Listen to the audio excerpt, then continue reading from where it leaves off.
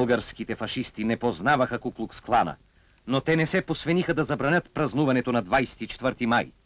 Но българският народ не забрави думите на Георги Димитров, с които в Лайпциг той защити делото на солунските братя Кирил и Методий.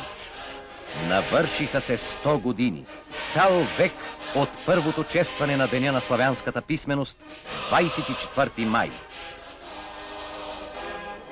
В речта си, посветена на Кирило-Методиевия празник, другарят Вълко Червенков каза: българите, за голяма радост наша, такъв лъчезарен и толкова близък до сърцата ни празник, като деня за помен и възхвала на Кирил и Методия, двамата братя, създатели на славянското азбуки, първи апостоли на славянската писменост и книжина.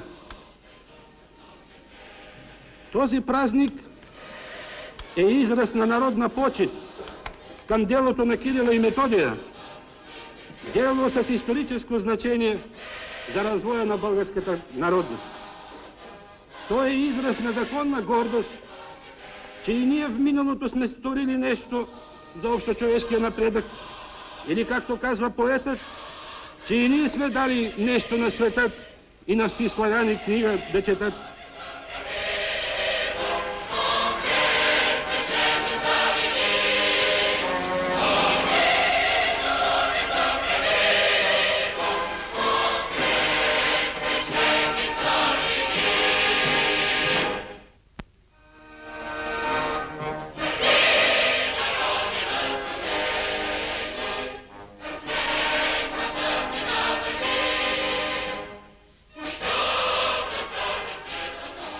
И ето, дойде време, когато ние с пълни гърди можем да пеем. Върви, народе възродени, към светли бъднини. Върви! Върви!